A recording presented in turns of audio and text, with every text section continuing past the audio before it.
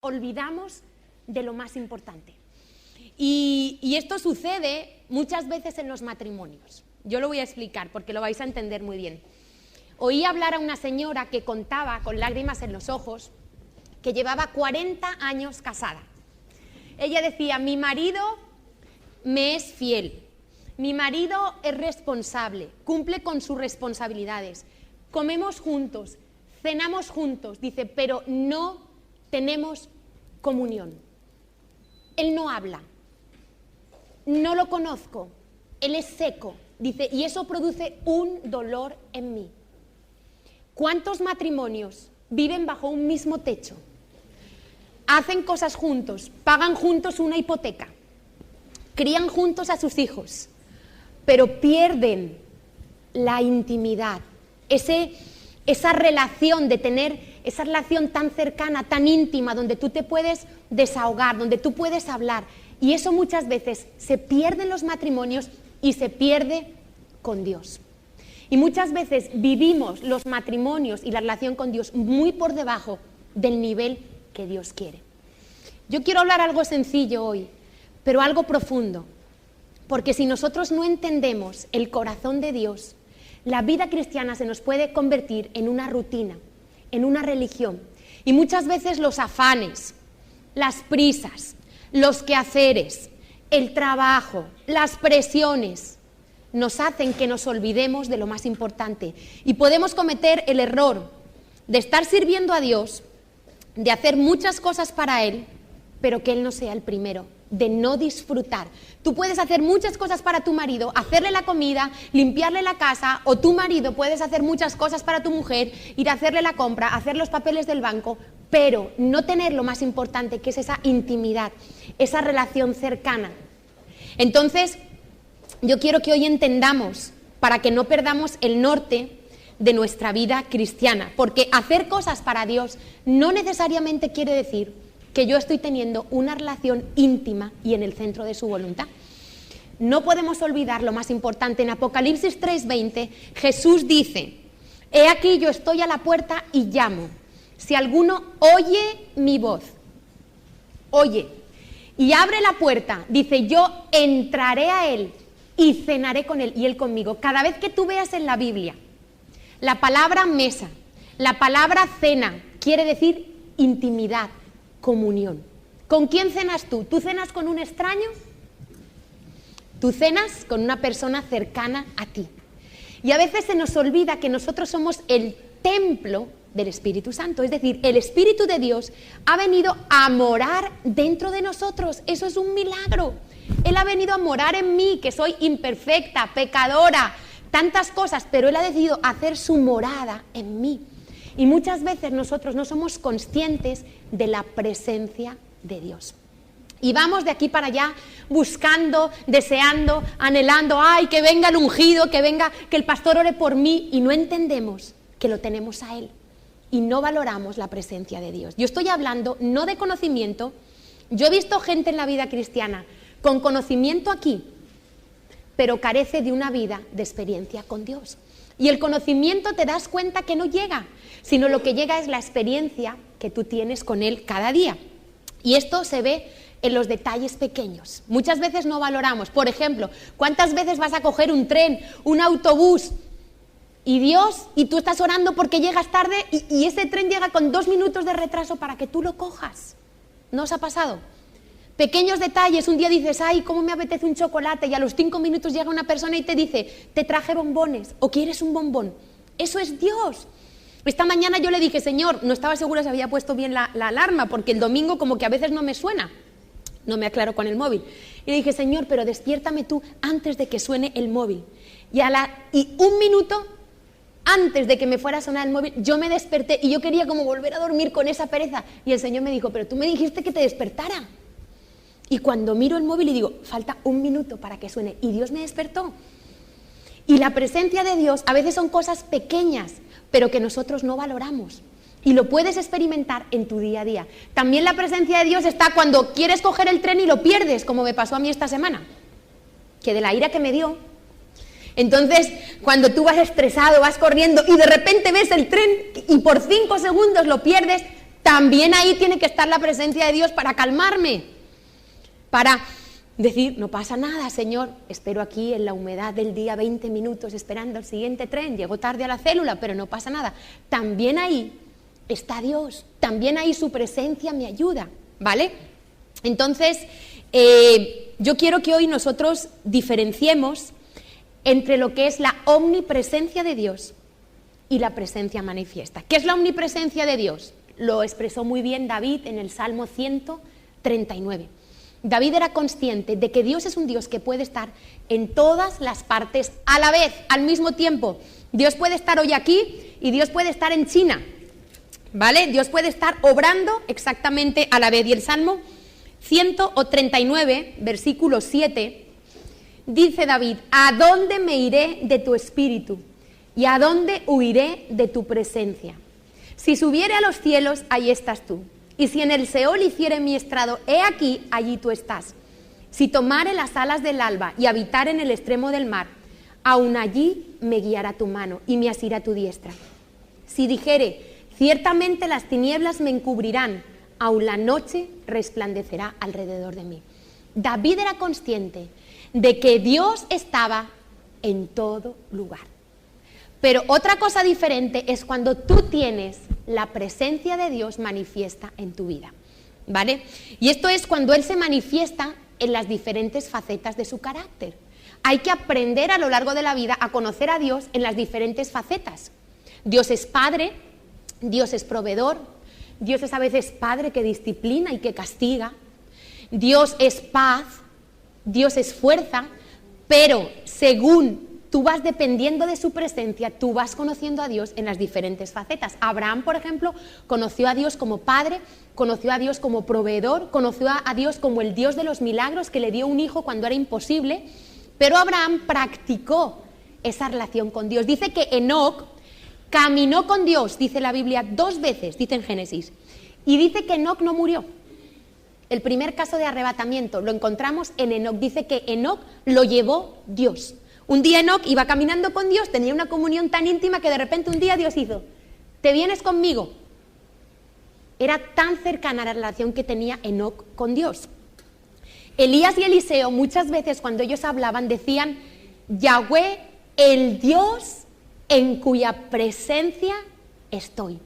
Ellos eran completamente conscientes de la presencia de Dios. Elías y Eliseo no era que se levantaban por la mañana y decían, vamos a hacer el devocional, como me dicen en la CCI, sí Señor, religiosamente hago el devocional, escribo mi capítulo, y luego salían de casa y se olvidaban. No, ellos llevaban ese devocional todo el día, llevaban esa comunión con Dios todo el día, anhelaban, buscaban la presencia de Dios. Y yo he encontrado que hay diferentes actitudes con respecto a la presencia de Dios. Y como no hay mejor ejemplo que la Biblia, porque para qué me voy a poner a hablar de personas que ya, si no, ya las tenemos en la Biblia, vamos a ver 3 actitudes que yo he encontrado con respecto a la presencia de Dios. Y yo quiero que hoy te ubiques en una de ellas. Yo quiero que hoy, la predicación de hoy se llama ¿cómo sacias tú tu hambre y tu sed?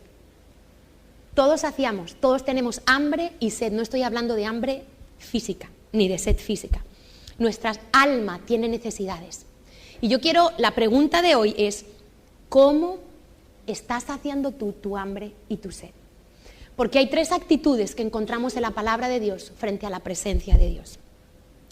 Una actitud es la de los que no quieren la presencia de Dios. Suena fuerte, pero es así. Hay gente que no quiere la presencia de Dios.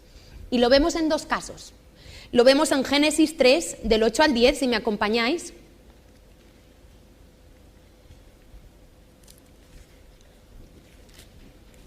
Y nos encontramos el caso de Adán y Eva, ¿verdad? Adán y Eva acaban de pecar y entonces en el versículo 8, estoy en Génesis 3:8, dice, y oyeron, se refiere a Adán y Eva, la voz de Yahweh que se paseaba en el huerto al aire del día. Y el hombre y su mujer, di conmigo, se escondieron de la presencia de Dios entre los árboles del huerto. Mas Yahweh llamó al hombre y le dijo, ¿dónde estás tú? Y él respondió, oí tu voz en el huerto y tuve miedo, porque estaba desnudo y me escondí. Y Dios le dijo: ¿quién te enseñó que estabas desnudo? ¿Has comido del árbol que yo te mandé que no comieses? Y el hombre respondió: la mujer que me diste por compañera me dio el árbol y yo comí. Vamos a leer hasta ahí. Resulta que Adán y Eva, que gozaban de una relación perfecta con Dios, no había enfermedad, veían a Dios todos los días, era una vida como Dios la había diseñado, deciden desobedecer a Dios. Y ahí comienza todo el problema en la historia de la humanidad. Y ellos, porque el pecado, ¿sabéis qué hace? Distorsiona todo. El pecado te distorsiona la imagen de Dios, el pecado te distorsiona tu propia imagen, pero es que además el pecado distorsiona la comunicación con los demás. Porque aquí ya empezó el problema. Tú imagínate, Adán, cuando Dios le pregunta, ¿qué dice? No, la mujer que me diste. En vez de ser caballeroso, ser honesto, tomar su responsabilidad, no. ¿Y la mujer qué hace? No, la serpiente. Yo no fui. Ahí comienzan todos los problemas de comunicación de la humanidad, del egoísmo del ser humano. Pero aquí vemos como tristemente Adán y Eva, ¿qué hicieron? Se escondieron de la presencia de Dios. No querían la presencia de Dios. Cuando nosotros pecamos y no arreglamos el asunto, pero rapidito, ¿sabéis qué nos pasa? Que huimos de la presencia de Dios. Dejamos de venir a la iglesia, dejamos de asistir a las células. Matemático. Pero todo comienza entre Dios y entre mí. Yo peco, no decido arreglarlo rápido, me empiezo a enfriar y entonces no quiero la presencia de Dios, porque aquí está la presencia de Dios y a veces no la queremos. Otro caso muy chistoso es el caso de Jonás. Si me acompañáis, la historia de Jonás, que se la contamos muchas veces a los niños, es muy interesante, porque Jonás era un profeta. Tenía el oficio de profeta, ¿vale? Y entonces un día, pues Dios le manda algo que Jonás no estaba muy de acuerdo en lo que Dios le había dicho. Y eso nos pasa a veces a nosotros. A veces decimos: ay, Señor, es que esto que me estás mandando es mucho, o es que no puedo, es que siento que es demasiado. Se me perdió Jonás. Entonces Dios le dice a Jonás que tiene que ir a un sitio llamado Nínive y allí tiene que predicar algo que Jonás no estaba de acuerdo, ¿vale? Jonás 1, del 1 al 3. Vino palabra de Yahweh a Jonás, hijo de Amitai, diciendo: levántate y ve a Nínive. Sencillo, ¿no? No es complicado. Dios no nos suele decir cosas complicadas. Aquella gran ciudad, y pregona contra ella, porque ha subido su maldad delante de mí. Jonás tenía que ir y exhortar a ese pueblo y decir: arrepiéntete, porque si no, viene la ira y el castigo de Dios. Versículo 3. Y Jonás se levantó para, di conmigo, huir de la presencia de Yahweh, y se fue al lugar más alejado posible de Nínive, a Tarsis. Y descendió a Jope, dice, y halló una nave que partía para Tarsis, y pagando su pasaje, o sea, encima pagó por la desgracia que le iba a acontecer. Es decir, hay veces que cuando tú decides desobedecer a Dios, el precio que tienes que pagar es más alto que el precio que tienes que pagar por obedecer a Dios. Porque Jonás tuvo que pagar su billete, dice, para irse con ellos a Tarsis, lejos de la presencia de Yahweh. Y ya sabéis lo que le pasó a Jonás, ¿os acordáis o no? Vino una tempestad impresionante, la gente del barco empezó a decir: ¿qué hacemos? Algo está pasando, aquí hay alguien y por causa de esta persona los dioses, como decían, están enfadados. Y entonces se dieron cuenta, ¿y sabéis qué estaba haciendo Jonás? Mientras había aquella tempestad y el viento el barco iba a naufragar, Jonás estaba durmiendo. Porque cuando uno desobedece a Dios, muchas veces busca esconderse. Y por eso la gente deprimida se pone a dormir, porque es una manera de buscar un refugio, de alejarse de todo, de decir no pienso en nada. Y todos preocupados, y Jonás estaba durmiendo. Y resulta que, ¿qué pasó? Que dijeron, no, hay que echarlo al agua. Y Jonás dijo, sí, es por causa de mí. Echan al agua a Jonás, todos sabéis la historia, ¿no? Y Dios manda un gran pez, no sabemos si es ballena, igual que no sabemos si era manzana el fruto, popularmente se dice así, pero la Biblia dice un gran pez que se traga a Jonás. Y Jonás estuvo 3 días quebrantadito en la ballena, en la barriga de ese pez, ¿verdad? Entonces tú fíjate, Jonás pagó para que le pasara una desgracia, porque es que cuando tú vas en dirección contraria a lo que Dios te ha dicho que hagas, átate los pantalones. Yo os digo, es mejor obedecer a Dios que pagar el precio de la desobediencia. Pero me impresiona cómo es Dios, que Dios es un Dios que no se le pierde nada, no se le escapa nada. Y cuando Jonás llega a ese barco, ocurre algo fascinante, y es que todos los que estaban en ese barco creen en Dios, temen a Yahweh. Dice que hasta ofrecieron sacrificios a Yahweh, dice que temieron al Dios de Jonás, porque vieron que era verdad. Cuando echaron a Jonás al agua, se calmó. O sea, Dios utilizó aún esta desobediencia de Jonás para que personas en ese barco lo pudieran conocer a él. ¡Wow! Es impresionante cómo hace Dios las cosas. Y vemos cómo luego, yo no sé si Jonás se enfadó con la excesiva misericordia de Dios, por alguna razón él no quería dar ese mensaje. Cómo termina que Jonás se enoja con Dios y Dios le da una lección con una calabaza, una calabacera que hay allí. Pero definitivamente Jonás acabó haciendo la voluntad de Dios, solo que por un camino diferente al que Dios tenía. Dios tenía un camino recto y Jonás tuvo que ir por este camino, como nos pasa muchas veces a nosotros. Alargamos los tiempos, alargamos las pruebas, alargamos la disciplina. Pero Jonás finalmente cumplió el propósito de Dios. Pero vemos dos casos. Adán y Eva y Jonás no querían la presencia de Dios. Vamos a ver la segunda actitud, la indiferencia. Hay personas que son indiferentes ante la presencia de Dios. No se inmutan, les da igual. No, vamos a ir a 1 Samuel, capítulo 7. En aquel entonces, la presencia de Dios estaba en un arca, ¿vale? Y David estaba en aquel entonces viendo qué hacía con el arca, porque había pasado una cosa desagradable, y es que el arca se iba a caer, y un tal Uza, queriendo hacer una buena obra, fue y tocó el arca y murió. No sé si recordáis esa historia. Bueno, entonces, 1 Samuel 7, dice que, versículo 1, vinieron los de Kiriat Jearim y llevaron el arca de Yahweh y la pusieron en casa. No sé si me podéis dar alguna luz más aquí. Situada en el collado, y santificaron a Eleazar su hijo, gracias, para que guardase el arca de Yahweh. Desde el día que llegó el arca de Kiriat Jearim, pasaron muchos días, 20 años estuvo el arca en ese collado. Dice, y toda la casa de Israel lamentaba en pos de Yahweh. En 20 años que llegó ahí el arca, no pasó nada. ¿Cómo es posible? En cambio, si vas a 2 Samuel 6:11, mira lo que pasó cuando el arca llegó a la casa de Obed-Edom. 2 Samuel 6:11. Dice, y estuvo el arca de Yahweh en casa de Obed-Edom Geteo 3 meses, y bendijo Yahweh a Obed-Edom y a toda su casa.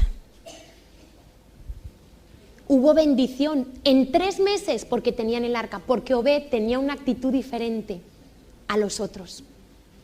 Cuando hay indiferencia frente a la presencia de Dios, nada pasa. Puede estar la unción más espectacular, la sanidad, que si tú eres indiferente, nada va a pasar, la bendición no llega, ¿vale? Y muchas veces nosotros no valoramos la presencia de Dios. No valoramos que Dios ha prometido que cuando 2 o 3 se reúnen en su nombre, Él ha dicho, yo estoy en medio de ellos. Y a veces como que tenemos tanto conocimiento que perdemos la esencia de disfrutar la palabra de Dios, como los matrimonios. Que ya se conocen tanto, ya se conocen las manías, se conocen ya que ya se ha perdido la esencia de la ilusión, de la pasión, del primer amor, que Héctor Fabio lo estaba diciendo ahora, ¿no? Una de las grandes luchas de los pastores es querer transmitirle a todo el mundo la pasión por Dios. Y luchamos porque nosotros servimos a Dios, porque estamos enamorados de Dios, porque Dios un día ciertamente cambió nuestras vidas, y esa es una gratitud que nunca nos podemos olvidar. Y quisiéramos que todo el mundo estuviera enamorado de Dios, pero no es así. Por cierto, aprovecho para decir que el viernes eché de menos a mucha gente en la vigilia. Yo no sé si es que tiene algo que ver la bajada de las temperaturas, pero entonces quiero decirte que tú perdiste el primer amor. Porque cuando uno está en el primer amor, le da igual si hace frío, si nieva, o cuando llueve no vais a trabajar. ¿Vais a trabajar o no? ¿A que lleváis a vuestros hijos al colegio igual? ¿A que cuando hace frío igual vais a trabajar? ¿Dónde está el amor por el Señor? Es que un amor verdadero es sacrificado. Dice la Biblia que el amor verdadero todo lo puede, todo lo sufre, todo lo soporta. ¿Dónde está ese amor por el Señor? Al primero que le quitamos es al Señor.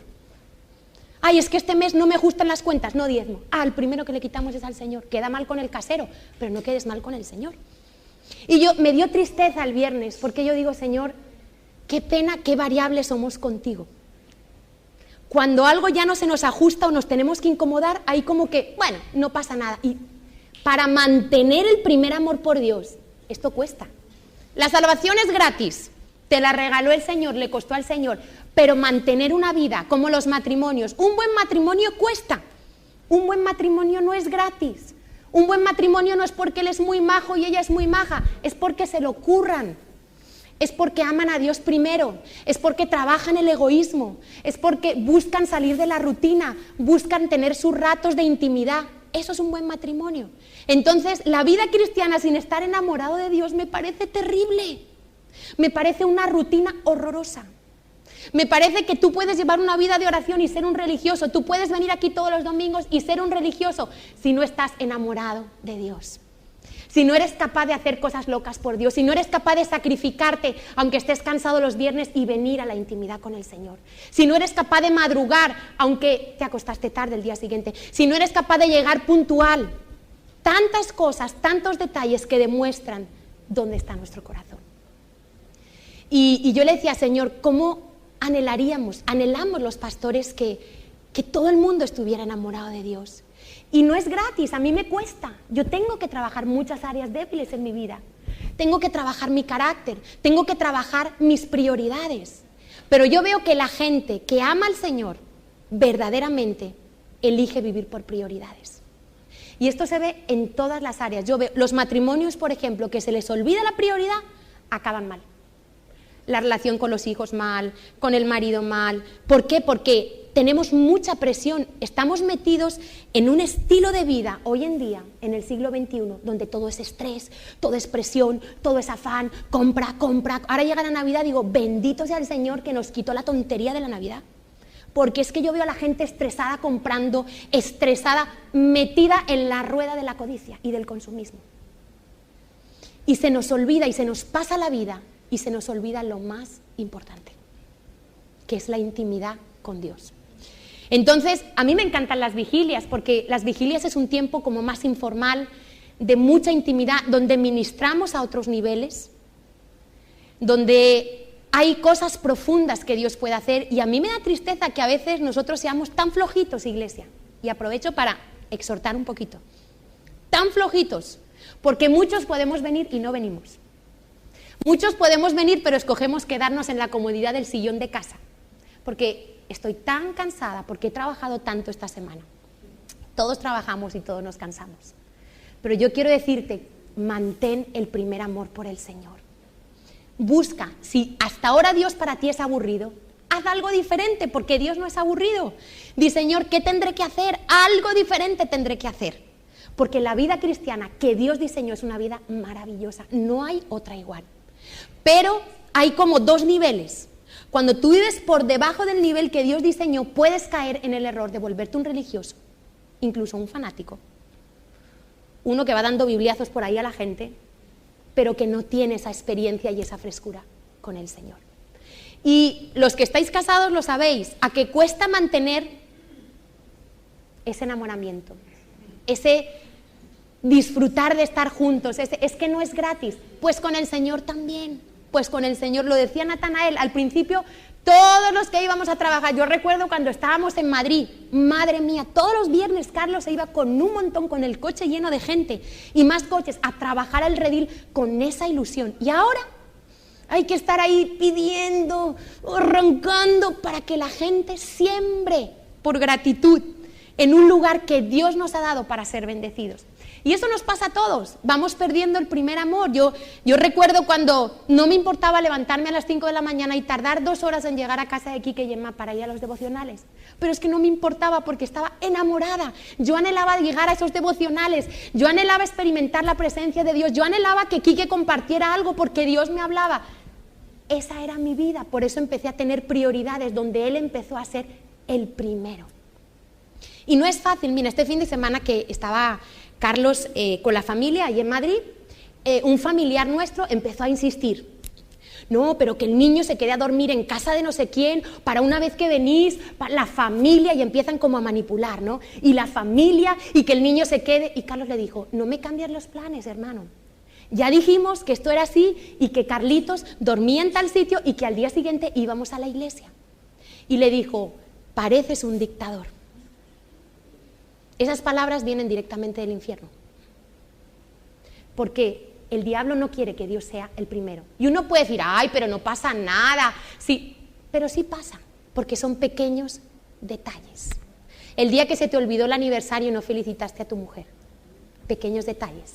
El día que no le felicitas de cumpleaños. El día que le felicitas pero no le compras un regalo. Ahí comienza algo. El día que ya no le das un beso por la mañana. El día que ya os cruzáis y ni os miráis. El día que coméis juntos y ni siquiera habláis. En esas pequeñas cosas es que comienza. Si vuestras conversaciones son todos los hijos, son todo el trabajo, algo se está perdiendo. Porque tiene que haber un deleite, tiene que haber un disfrute, tiene que haber un contemplarse. Y eso cuesta mantenerlo por el estilo de vida que llevamos. Entonces, yo quisiera que hoy todos le dijéramos al Señor: Señor, enamórame. Porque es que la vida cristiana sin estar enamorado del Señor me parece horrible. El tener que venir a una iglesia porque toca, terrible. El tener que hacer un devocional porque toca, terrible. El tener que evangelizar porque toca, terrible. Pero cuando uno está enamorado, qué maravilloso es hablar de aquella persona de la que estoy enamorada. Qué maravilloso es madrugar para estar con aquella persona que es la que más feliz me hace, que es con la que más a gusto me siento. Y Dios nos amó tanto que el precio que pagó Jesús en la cruz es para que pudiéramos estar por toda la eternidad con Él. Todos aquí hemos experimentado rechazo, a que es muy duro cuando no te quieren. ¿Tú has sentido cuando alguien no quiere estar a tu lado? ¿Lo habéis sentido? Yo lo he sentido. Cuando alguien tú notas que no le eres agradable. Cuando alguien intenta hacer lo posible para no cruzarse contigo, para no hablar contigo. Es duro experimentar rechazo, pero es que Dios hizo todo lo contrario. Él dijo: es que yo quiero que estés conmigo por toda la eternidad y por eso voy a morir en una cruz. Porque era imposible para nosotros. Es que nadie nos ama como Dios nos ama y a veces se nos olvida. Y yo quiero hablar de la tercera actitud frente a la presencia de Dios, que es de los que anhelan su presencia. Y quiero hablar de 3 personas. Quiero hablar del rey David. Los salmos es una maravilla como el rey David le expresaba a Dios ese deseo por su presencia. Por ejemplo, si me acompañáis al Salmo 27:4, es poesía lo que escribe el rey David. Son cánticos de un corazón. O sea, todo esto lo escribió, la mayoría de los salmos lo escribió el rey David. Salió de un corazón que le daba un cántico nuevo al Señor. Y el Salmo 27:4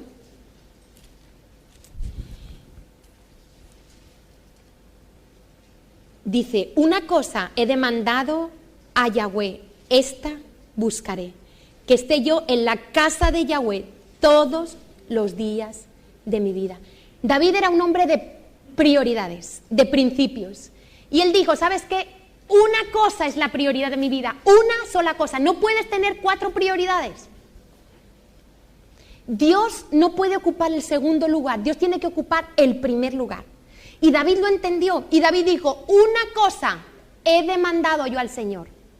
¿Por qué dijo eso? Porque él conocía su debilidad. Él conocía que era hombre, él conocía que había días que a él no le apetecía estar con Dios, pero él dijo: Señor, yo determino una cosa, que esté yo en tu casa todos los días de mi vida. ¿Para qué? Dice: para contemplar la hermosura de Yahweh. Y para inquirir quiere decir para examinar cuidadosamente en su templo. ¿Para qué quería David estar en la casa de Dios? para deleitarse, para disfrutar de la intimidad con Dios. Dice, para contemplar la hermosura. Y muchas veces vamos a la presencia de Dios con una lista de 1000 peticiones. Señor, y te pido por esto, y te pido por fulano, y te pido por mi hijo, y terminamos y no hemos estado con Dios. Hemos sido como el que va a la asistencia social a pedir ayudas.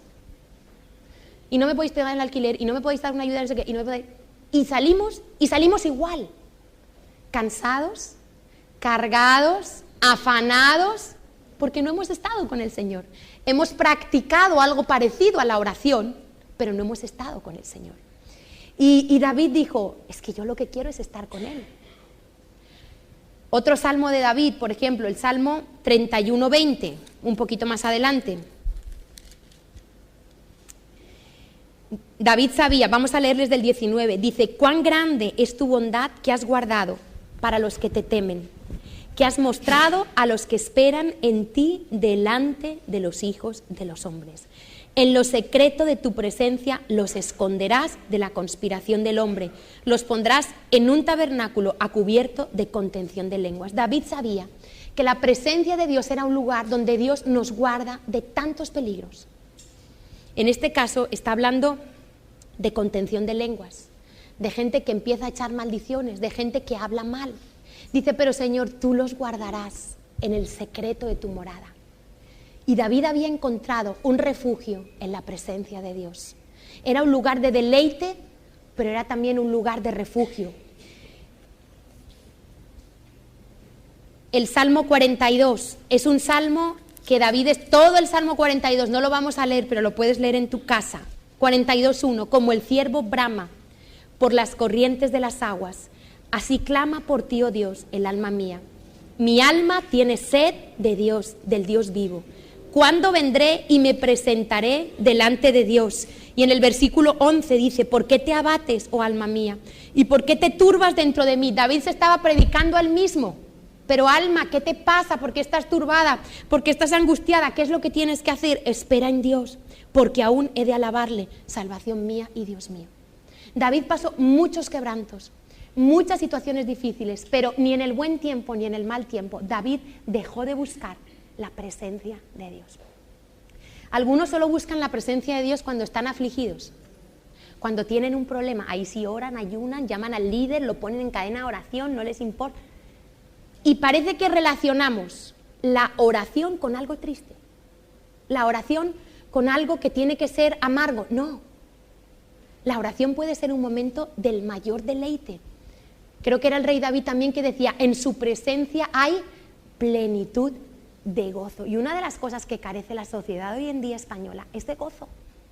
Tú observa cuando vas en el metro, cuando vas en el autobús, las caras de la gente, tensión, ceños fruncidos, conversaciones tensas. La gente vive como tensionada, y si nosotros no nos cuidamos, vamos camino de lo mismo. Entonces, la presencia de Dios no tiene que ser un lugar solo para derramar lágrimas, o cuando tú tienes una necesidad. Tiene que ser un lugar al que tú vayas en todo tiempo, al que tú pongas como prioridad. El que habita el abrigo del Altísimo morará bajo la sombra del Omnipotente. Y dice habita, no de un día, sino de todos los días. La presencia de Dios, tú la puedes disfrutar todos los días, no el domingo cuando vienes aquí, no el viernes, sino todos los días, porque Él es el que mora en ti. Otro hombre que me impresiona, que es lo que yo he estado leyendo en mis devocionales esta semana, es Moisés. Moisés es un hombre impresionante, ¿no? Es un hombre que, si me acompañáis a Éxodo 33, vamos a ver una conversación que él tuvo con Dios. Y quiero situaros en escena. Moisés acaba de tener una decepción muy fuerte, porque Dios lo llama a subir al monte Sinaí, a estar con él, y como Moisés tardó más de lo que se esperaba, y así nos pasa a nosotros a veces, en la espera somos probados, ¿sabéis lo que hizo el pueblo? Después de, ubicaros, un pueblo que había visto el mar abrirse en dos, un pueblo que había visto las plagas de Egipto, vio las ranas, vio el agua convertirse en sangre, vio las moscas, vio los piojos, y a ellos no le tocó nada, al pueblo de Israel no le tocó ni un piojo, no le tocó ni una mosca, ni una rana, ¿vale? Después de ver todo eso, ese pueblo, porque Moisés tarda un poquito, va donde Aarón, que era el que se había quedado, el copastor que se había quedado encargado en sustitución de Moisés con el pueblo, y le dice: mira, Aarón, es que no sabemos qué le ha pasado a este hombre. Ah, sí, Moisés, sí, este que nos sacó de Egipto. No sabemos qué le ha pasado porque tarda en venir. Entonces, ¿sabes qué? Hemos tenido una idea maravillosa, Moisés. Se nos ha ocurrido que te vamos a entregar todos nuestros pendientes, aretes, como se llamaban aquel en que los llevaban aquí. Dice, ¿y sabes qué? Se nos ha ocurrido que nos hagas un Dios y vamos a hacer fiesta al Señor. Y entonces a Aarón, que le faltó un poquito de carácter, porque muchas veces como líderes no podemos decir a todo que sí, va Aarón y les dice: ah, muy bien, porque a veces buscamos la aprobación de la gente. Y Aarón, buscando la aprobación del pueblo, ¿verdad? Porque no es fácil perder la aprobación de la gente por obedecer a Dios.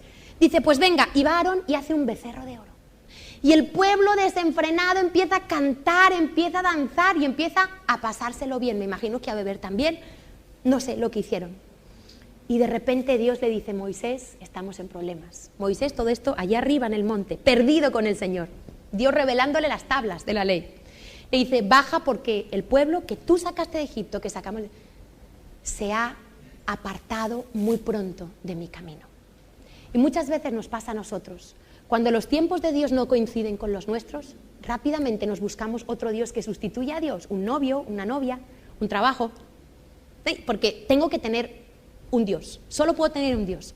Y eso es lo que hizo el pueblo. Y entonces Moisés, abrumado, baja y cuando ve al pueblo queda impresionado, regaña a su hermano y entonces Dios le dice: ¿sabes qué? Apártate, que voy a matar a todos y te voy a dar un pueblo nuevo.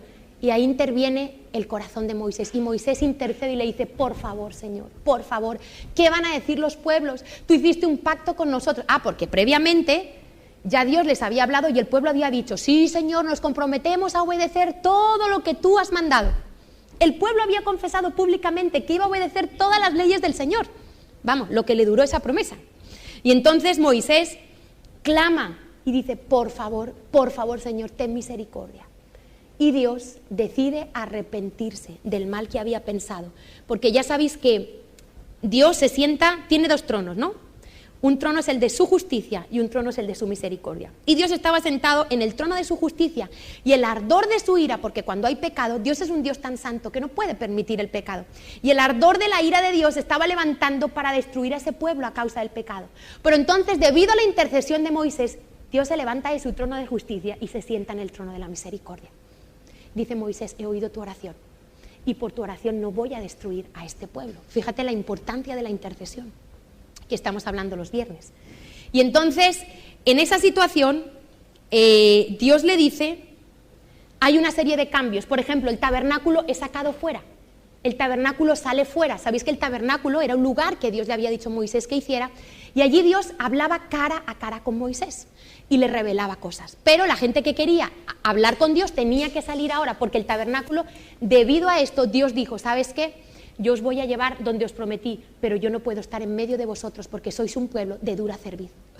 Y esto fueron muy malas noticias para el pueblo, porque Dios había prometido que iba a estar en medio de ellos. Pero Dios dice: muy bien, no te voy a destruir, voy a cumplir el pacto que le di a Abraham, pero sabes que yo no puedo estar en medio de ti a causa de tu dura cerviz. Y Moisés tiene que sacar el tabernáculo de reunión fuera. Estando en esto, ¿vale? Para que os ubiquéis cómo estaba el corazón de Moisés. Moisés no perdió la pasión por la presencia de Dios. Porque yo he visto que muchas veces la gente en la vida cristiana le manipula y le pone condiciones a Dios. Dice: no, Señor, yo ya estoy agotada, este pueblo que me diste, los discípulos no me caminan, o mi hijo no quiere saber de ti, o mi jefe no sé qué, y entonces dice: yo tiro la toalla.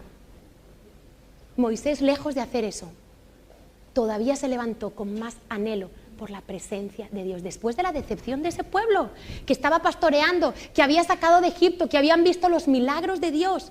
Pero Moisés no perdió su pasión por Dios. Y entonces tiene una conversación tan bonita con Dios. David, si me puedes poner la Nueva Traducción Viviente de Éxodo 33, a partir del versículo 12. Y dice que Moisés, que tenía bastante confianza con Dios, hablaba con Dios, no así como el vídeo que nos puso Carlos la semana pasada, ¿os acordáis? Sino tenía esa frescura de conocer el corazón de Dios. Le dice en el versículo 12, voy a leer primero la Reina Valera, dice, tú me dices a mí, o sea, Moisés le dice a Dios, tú me dices a mí, saca a este pueblo, y tú no me has declarado a quién enviarás conmigo, porque ya Dios había dicho que no iba a estar con ellos. En medio dice, entonces tú dices, yo te he conocido por tu nombre y has hallado también gracia en mis ojos. Ahora pues, si he hallado gracia en tus ojos, te ruego, ponme el versículo 13, que me muestres ahora tu camino para que te conozca y halle gracia en tus ojos. Y mira que esta gente es pueblo tuyo. Moisés no perdió el norte, su oración fue una oración bien centrada. Él no le pidió a Dios cosas extrañas. Aquí en esta versión dice, este es el versículo 12, perdón, el 13, dice, si realmente es así, dime qué quieres que haga. No, a ver, este es el 13. No, pero esta no es la Nueva Traducción Viviente.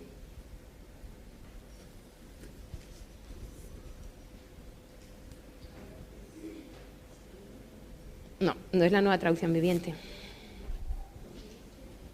A ver.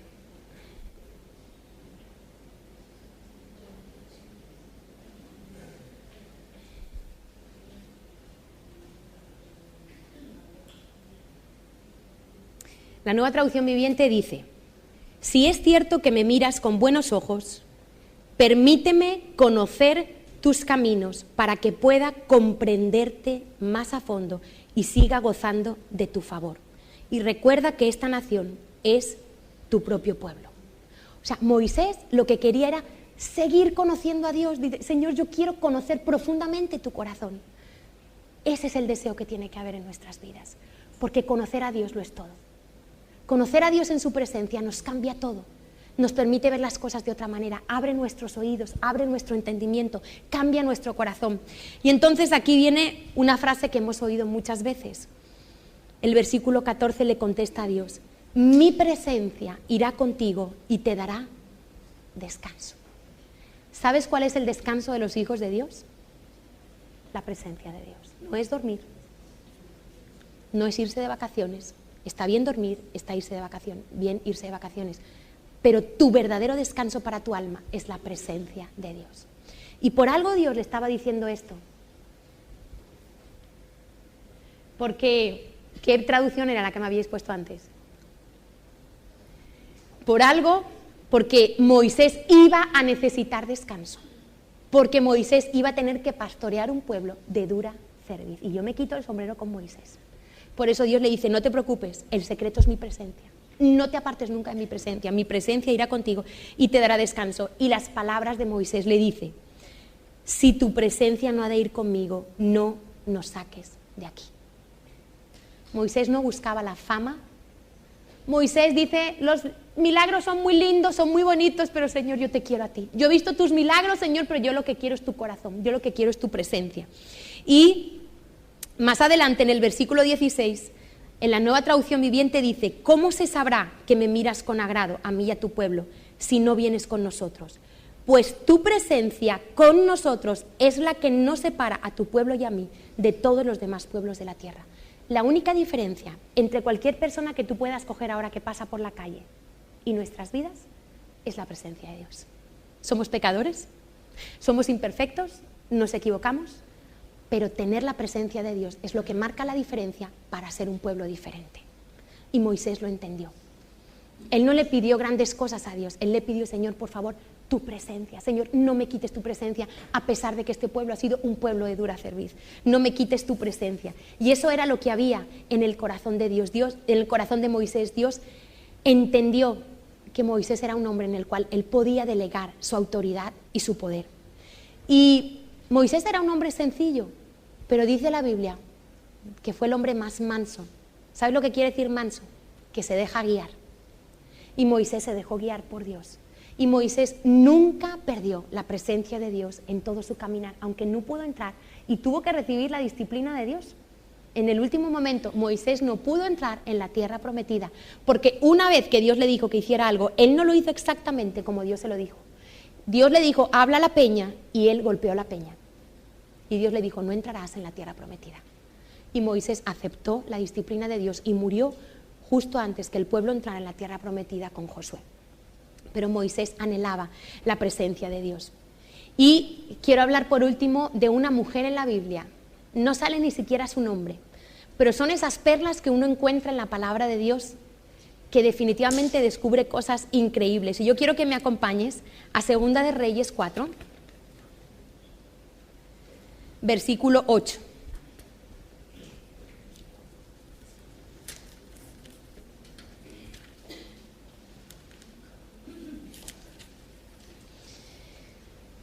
Y es una historia preciosa sobre una mujer y el profeta Eliseo.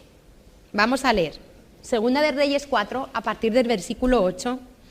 Dice, aconteció también que un día pasaba Eliseo por Sunem, y había allí una mujer importante. No dice su nombre en la Biblia, pero nos dice que era una mujer importante, que le invitaba insistentemente a que comiese cuando él pasaba por allí. Venía a la casa de ella a comer. ¿Qué era comer? Comunión, intimidad. Esta era una mujer que insistentemente, cada vez que oía que el profeta Eliseo estaba por los alrededores, ella insistía en que Eliseo fuera a comer a su casa. Y yo me imagino que ella le ponía los mejores manjares, la mejor carne, el mejor cordero, se esmeraba, ¿vale? Y ella dijo a su marido, a veces las mujeres tenemos buenas ideas y se lo decimos a nuestros maridos. He aquí ahora, yo entiendo que que siempre pasa por nuestra casa es varón santo de Dios. Ella entendió la autoridad de Dios sobre este hombre. Ella quería honrar al siervo de Dios. Dice, yo te ruego, le dice a su marido, casi no pedimos las mujeres. Dice, yo te ruego, no, casi nada, que hagamos un pequeño aposento de paredes y pongamos allí cama, mesa, silla, candelero, para que cuando él viniere a nosotros se quede en él. Traducido al lenguaje de hoy, cariño, quiero hacer unas reformas en casa, ¿sí? Solo vamos a tirar unas paredes, vamos a hacer un poco más pequeño el salón para hacer una habitación, vámonos a Ikea porque quiero comprar una mesa, quiero comprar una lámpara bien bonita, quiero comprar una silla, quiero comprar una cama para el siervo de Dios. Eso es lo que esta mujer estaba proponiendo. Ahora, yo quiero que pienses lo que supone esto. Hacer una habitación, que es lo que ella quería. Ella ya no quería una visitación del profeta, ella quería una permanencia. Ella había entendido que la dimensión de Dios iba más allá, más allá. Y entonces, hacer una habitación en un espacio que ya está hecho implica romper estructuras, derribar paredes, incomodidad, polvo, escombros, dinero. Implica muchas cosas, porque tú lo lees aquí y dices, uy, sí, hicieron eso, pero tú ponte en su pellejo, tú ponte en sus zapatos. Y esta mujer convenció a su marido y empezó a derribar, empezaron a trabajar, empezaron a esforzarse para hacer una habitación, para que cada vez que Eliseo pasara por allí, Eliseo se quedara a vivir con ellos, quizá una temporada. Esta mujer estaba yendo más allá. A mí la cama me habla de descanso, la mesa de intimidad. La silla, que le quería poner una silla, habla de autoridad, porque el rey dice que se sienta en su silla. Y el candelero habla de la luz de Jesús. Y esta mujer tuvo que hacer muchos ajustes, pero cuando tú haces ajustes para hacer una habitación para el Señor, para que la presencia de Dios esté contigo permanentemente, algo sucede. Tus oídos empiezan a abrirse. Tus ojos empiezan a abrirse, el gozo empieza a fluir de tu vida. En los pequeños detalles empiezas a ver a Dios. Y vamos a ver qué pasó con esta mujer. Entonces dice, yo te ruego que hagamos un pequeño aposento, pongamos allí cama, mesa, silla, candelero, para que cuando él viniere se quede en él. Y aconteció que un día vino él por allí y se quedó en aquel aposento y allí durmió. Entonces dijo Giezi, el criado de Eliseo, llama a esta sunamita, y cuando la llamó, vino ella delante de él. Dijo él entonces a Giezi, dile, he aquí, tú has estado solícita por nosotros con todo este esmero. Dios ve tu esmero. Dios ve tu esfuerzo por mantener a Él en el primer lugar. Dios ve los ajustes que tienes que hacer. Dios ve las horas de sueño que te quitas. Dios ve las veces que apagas la televisión. Dios ve las veces que apagas el móvil para buscar una habitación con Él. Y dice que el profeta le dice, ¿necesitas que hable por ti al rey o al general del ejército? Y ella respondió, yo habito en medio de mi pueblo. Ella, hemos leído que era una mujer importante. Lo que ella hizo no era para buscar un provecho personal. Dios ve el corazón. No era para buscar una bendición. Pero cuando Dios ve tu corazón, la bendición llega. Y el profeta dice, ¿qué haremos por ella? Y el criado, que parece que era un poco chismosito, Giezi, parece que se las sabía todas, dice, creo, he aquí que ella no tiene hijo. Y sabía hasta la edad del marido. Dice, y su marido es viejo. Un poquito chismosito, ¿no? Ese criado. Y entonces el profeta le dice, llámala. Y él la llamó. Y ella se paró a la puerta. Y él le dijo, palabra profética, contundente, el año que viene, por este tiempo abrazarás un hijo. Y ella dijo, no, Señor mío, varón de Dios, no hagas burla de tu sierva. Quizá esta mujer había sufrido tanto deseando tener un hijo. Muchas veces tenemos luchas incompletas en nuestra vida. Hemos luchado por cosas que no hemos conseguido y las aparcamos y decimos, ya no lucho más. Si no tengo que tener un hijo, no lo tengo. Si no tengo que tener una empresa, no la tengo. Si no tengo que tener un ministerio, no lo tengo. Si no tengo que casarme, no me caso. Cada uno que ponga su... Y muchas veces aparcamos sueños que tenemos. Pero ella no dejó de buscar a Dios, aunque aparcó su sueño. Y entonces el profeta le dice, el 17 dice, mas la mujer concibió y dio a luz un hijo al año siguiente, en el tiempo que Eliseo había dicho. Pero vamos a ver que la historia cambia. Hasta aquí es muy bonito, ¿verdad? Qué bonito. Dios le da un hijo, esta mujer busca el tener esa intimidad con el que representaba a Dios, que era Eliseo, hace todos los ajustes, pero algo sucede en esta historia que hace que esta habitación, que este lugar de intimidad cambie su función. Y vamos a ver qué pasó. El niño creció, pero aconteció un día que vino a su padre, que estaba con los segadores, y dijo a su padre, el niño, ¡ay, mi cabeza, mi cabeza! Y como siempre hacen los padres cuando hay un problema, y el padre dijo a un criado, llévalo a su madre. Papá, ¿puedo? Tu madre. Papá, es que ¿puedo comprar? Tu madre. Es que no me encuentro bien. Tu madre, ¿sí o no? ¿Este es el cuadro o no? Pues solo me pasa a mí. Tu madre. Y entonces, habiéndolo él tomado y traído a su madre, qué ternura, dice, estuvo sentado en sus rodillas hasta el mediodía y murió. El niño murió en las rodillas de su madre. Ahora, lo que me impresiona a partir de aquí es que esta mujer tenía la presencia de Dios. ¿Cómo reacciona frente a esta situación? Y yo quiero que te preguntes, ¿cómo reaccionas tú en una situación de verdadera crisis en tu vida? Cuando te diagnostican una enfermedad grave, cuando te dicen que alguien se ha muerto, cuando te dicen que has perdido el trabajo, cuando te dicen que tu hijo está en un hospital, no sé, piensa, porque esto es muy fuerte lo que le pasó a ella. No se podía ella esperar, son cosas, a veces en la vida pasan cosas que uno no se espera, no está preparado, no ha pensado que puedan pasar, pero me impresiona cómo reaccionó esta mujer. Y dice que entonces ella subió y lo puso sobre la cama del varón de Dios, y cerrando la puerta se salió, dejó al niño en la cama donde dormía el profeta. Llamando luego a su marido le dijo, te ruego que envíes conmigo alguno de los criados y una de las asnas, para que yo vaya corriendo al varón de Dios y regrese. Él dijo, ¿para qué vas a verle hoy? Siempre hay alguien que nos quiere desanimar en nuestros pasos de fe. Y el marido le dice, no, pero ¿para qué vas, muchacha? Hoy, dice, no es nueva luna, ni día de reposo. Y ella responde, paz. ¿Tú crees que una persona en ese momento responde paz? Yo no sé yo qué hubiera hecho, pero yo me imagino un cuadro gritando, esta mujer silenciosamente deja al niño encima de la cama y le dice a su marido, ¿sabes qué? No quiero problemas, tranquilo, quiero paz, sé lo que estoy haciendo. Impresionante, ¿no? Qué templanza la de esa mujer. Y dice que después hizo enalbardar el asna y dijo al criado, una instrucción muy específica: guía y anda, y no me hagas detener en el camino, sino cuando yo te lo dijere. Ella era una mujer muy conocida. Cuando ella salía, la gente se le paraba a saludar. Señora, ¿cómo está usted? ¿Cómo está su marido? Y ella dijo al criado: ni a derecha ni a izquierda te apartes, hasta que yo no te diga que pares, no pares. Ella iba determinada a lo que iba. Y dice: partió pues y vino al varón de Dios al monte Carmelo. Y cuando el varón de Dios la vio de lejos, dijo a su criado Giezi: he aquí la sunamita. Te ruego que vayas ahora corriendo a recibirla y le digas: ¿te va bien a ti? ¿Le va bien a tu marido y a tu hijo? Ella dijo: bien. ¿Cómo puedes decir bien en una situación así? Se te acaba de morir tu hijo en las rodillas.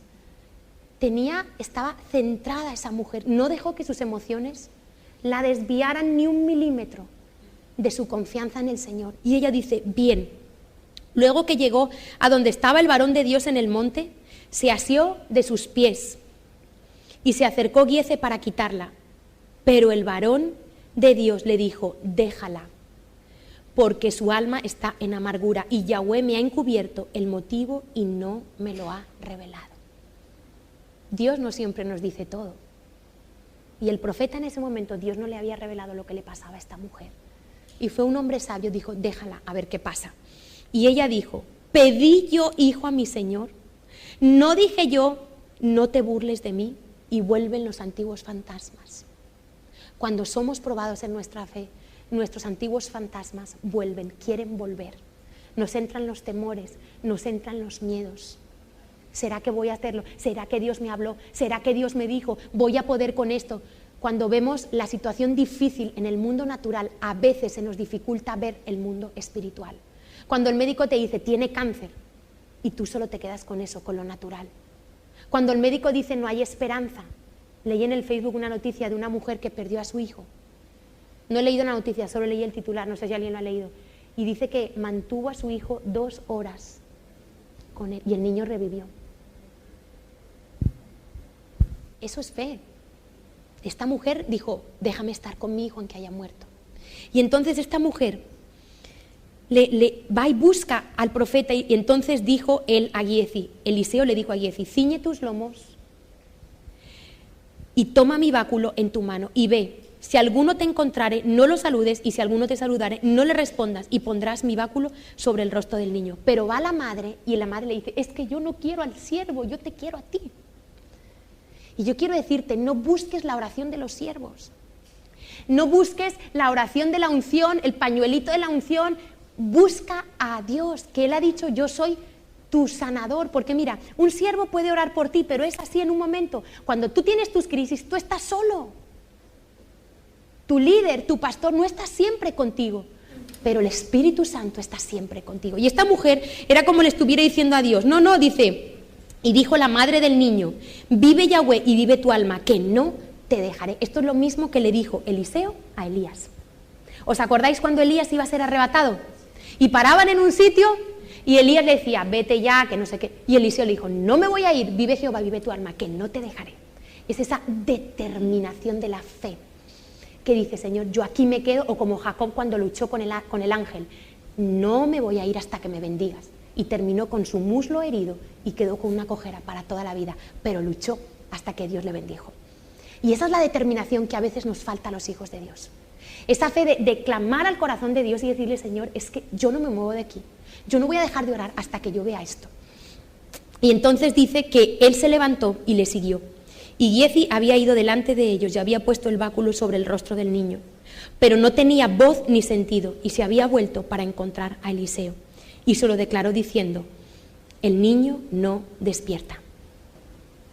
El sirviente no supo hacer, o no era el tiempo, o no era la voluntad de Dios, pero nada pasó con el niño, porque esta mujer estaba clamando. Era como si Eliseo fuera el mismo Dios, trasladado a nosotros. Y venido Eliseo a la casa, he aquí que el niño estaba muerto tendido sobre su cama. Tú sabes lo que es ver a tu hijo muerto y creer que aún puede vivir. Entrando él entonces, cerró la puerta tras ambos y oró a Yahweh. Después subió y se tendió sobre el niño, poniendo su boca sobre la boca de él y sus ojos sobre sus ojos y sus manos sobre las manos suyas. Así se tendió sobre él y el cuerpo del niño entró en calor. Volviéndose luego, se paseó por la casa 1 a una y otra parte. Después subió y se tendió sobre él nuevamente, y el niño estornudó 7 veces y abrió sus ojos. Yo me imagino que Eliseo se sentía en parte responsable, porque él era el que le había dicho, vas a concebir y vas a tener un hijo. Ella no había pedido el hijo, ¿verdad? Y parece que costó. Parece que Eliseo tuvo que probar, como ahí vemos también la perseverancia de Eliseo, probar aquí, le soplaba, se levantaba, se tumbaba sobre él hasta que el niño vivió. Entonces llamó él a Giezi y le dijo, llama a esta sunamita, y él la llamó. Y entrando ella, él le dijo, toma tu hijo. Así que ella entró, se echó a sus pies y se inclinó a tierra, y después tomó a su hijo y salió. Impresionante. El día que esta mujer decidió hacer los ajustes para no tener tan solo una visitación, sino una permanencia a la presencia de Dios representada en Eliseo, algo cambió en su vida. Y esa presencia estuvo con ella en los momentos buenos y en los momentos malos. Y yo quisiera que hoy todos saliéramos de aquí diciéndole, Señor, yo quiero ser como esta mujer, porque hay momentos difíciles en la vida, muy difíciles. Pero yo te digo que si tú cuentas con la presencia de Dios, va a ser muy diferente. Y si tú no tienes apetito de Dios, díselo. Si tu apetito es salir y tomar una copa, si tú sacias tu apetito con la televisión, con los amigos, si cuando tú no te hallas, en vez de parar y decir, Señor, ¿qué me pasa? ¿Qué le pasa a mi alma? Te vas, duermes. Dile, Señor, yo quisiera cambiar eso en mí. Yo quisiera experimentar como Moisés te experimentó, como David, porque eso es lo que Dios anhela, es que Dios está deseando traer su presencia manifiesta a tu vida. No solo que sepas que Él está en todas partes, sino que Él quiere manifestarse a tu vida de una manera especial, en el día a día, en tu trabajo, cuando vas caminando, cuando estás haciendo las labores de casa, en cualquier momento. Él quiere hacerte saber, yo estoy contigo y te amo. Yo quiero que hoy veas mi poder. Yo quiero que hoy veas mi gloria en los pequeños detalles. Y yo quiero animarte, iglesia, a que hoy le digamos al Señor, Señor, queremos anhelar más de tu presencia. Quizá no hemos entendido lo que es la presencia de Dios. Y hay una cosa que se me ha olvidado leer con respecto a cómo es Dios, y es que cuando Dios decide manifestar su presencia a Moisés, Moisés es muy atrevido y le dice al Señor, Señor, muéstrame tu gloria. ¿Quién recuerda esa parte? Le dice, Señor, yo te pido, muéstrame tu gloria. Y Dios dice, muy bien, vamos a hacer una cosa. Yo te voy a poner, ponte en esta peña cerquita de mí. Y en esta hendidura de la peña te vas a quedar. Y cuando yo pase, yo voy a poner mi mano. Porque debido a la gloria y a la santidad de Dios, si hoy viniera aquí Dios físicamente, quedaríamos todos calcinados, como cuando hay un incendio en el monte. Y Dios dice, yo voy a poner mi mano porque nadie puede ver mi rostro y vivir, ningún humano que todavía no ha sido regenerado en otro cuerpo glorioso, puede ver mi rostro y vivir. Y dice que Dios pasó y Dios hace algo, Dios se define a Él mismo. Y Dios empieza a describir quién es Él y pone su mano. Y Moisés, entre una rendijita de los dedos de Dios, dice que vio la espalda de Dios pasar. Moisés nunca volvió a ser el mismo después de aquello. Y me impresiona lo que dice Moisés, que él fue. Lo que dice Dios, cómo se describe Dios cuando pasa su gloria delante de Moisés. Y yo te lo quiero leer. Esto es en Éxodo 34, lo voy a leer de la Nueva Traducción Viviente, porque creo que lo vamos a entender mejor. Y Dios se define a Él mismo. Muchas veces Quique nos ha explicado que el nombre Yahweh, ahí está contenido todo lo que es Dios. En el cielo, en la tierra, todo lo que implica la grandeza de Dios. Y Dios, entonces dice que el Señor pasó por delante de Moisés proclamando Yahweh, esto es, Éxodo 34, 5 y 6, ahora estoy en el 6. Yahweh el Señor, el Dios de compasión y misericordia. Soy lento para enojarme. ¿Cómo me gusta esa característica de Dios? Porque a veces somos tan rápidos en enojarnos. Dice, soy lento para enojarme y estoy lleno de amor inagotable y fidelidad. Yo derramo amor inagotable a 1000 generaciones. Y perdono la iniquidad, la rebelión y el pecado, pero no absuelvo al culpable, sino que extiendo los pecados de los padres sobre sus hijos y sus nietos. Toda la familia se ve afectada, hasta los hijos de la 3ª y 4ª generación. ¡Wow! Dios dice, mi misericordia, mi amor, mi favor, por 1000 generaciones. Ahora eso sí, si tú no te arrepientes del pecado, el pecado de los padres pasa hasta la 4ª generación. Impresionante cómo es Dios. Solo la maldición hasta la 4ª generación. Y su misericordia por millares. ¿Cómo no podemos anhelar a este Dios? Un Dios lleno de amor inagotable. Un Dios que siempre nos va a entender. Un Dios que siempre nos va a querer levantar. Pero a veces somos como inapetentes espiritualmente. No tenemos apetito espiritual. Y yo quisiera que hoy tú le dijeras, Señor, haz algo conmigo. Yo no quiero salir de este lugar a volver a una rutina de mi vida. Yo quiero descubrir cada día algo nuevo de Dios. Yo me imagino que Moisés, dice que lo que Moisés hizo es que se postró y adoró. Yo me imagino que Moisés lloró en aquel momento. Moisés derramó su corazón. Moisés dijo, claro, Señor, ahora entiendo. Porque conocer el corazón de Dios es todo. Conocer el corazón de Dios cambia mi corazón. Conocer el corazón de Dios me cambia mi perspectiva. Conocer el corazón de Dios me lleva a amar a los demás, me lleva a perdonar a los demás. Me lleva a renovar mi vida cada día. Y ese es el todo. Y en Jeremías Dios dice algo muy impresionante, en Jeremías 9, 23, 24. Lo que Dios valora, yo quiero que te quedes con esto. Lo que Dios valora, a lo que Dios le da importancia, porque quizá tú estás cansado de la vida cristiana, quizá te has esforzado mucho por Dios, quizá has hecho muchas cosas, a lo mejor en tu carne, porque se puede imitar todo lo espiritual en la carne. Pero Dios dice algo que es para prestarle atención. Jeremías 9. Y él dice, así dijo Yahweh, a partir del versículo 23, no se alabe el sabio en su sabiduría. A Dios no lo vas a impresionar sabiéndote toda la Biblia, haciendo muchos cursos de teología. Dice, ni en su valentía se alabe el valiente, ni creyéndote valiente, ni el rico se alabe en sus riquezas. Mas alábese en esto el que hubiere de alabarse, en entenderme y conocerme, en tener intimidad conmigo, en entender la esencia de mi palabra. Dice que yo soy Yahweh, que hago misericordia, juicio y justicia en la tierra, porque estas cosas quiero. Y yo quiero invitarte que hoy aparques todo. Y que hoy nosotros oremos pidiéndole a Dios, Señor, despierta mi apetito por ti. ¿Qué es lo que yo no he entendido de la vida cristiana? Porque yo te digo una cosa, cuando alguien ama la presencia de Dios se ve. Cuando alguien ama la presencia de Dios hay cambios en su vida. Cuando alguien ama la presencia de Dios se compromete con su iglesia, sirve por amor, se deja formar un carácter, se deja disciplinar. Cuando alguien ama la presencia de Dios hay un fruto. Y yo quisiera despertar hoy en ti ese anhelo por la presencia de Dios.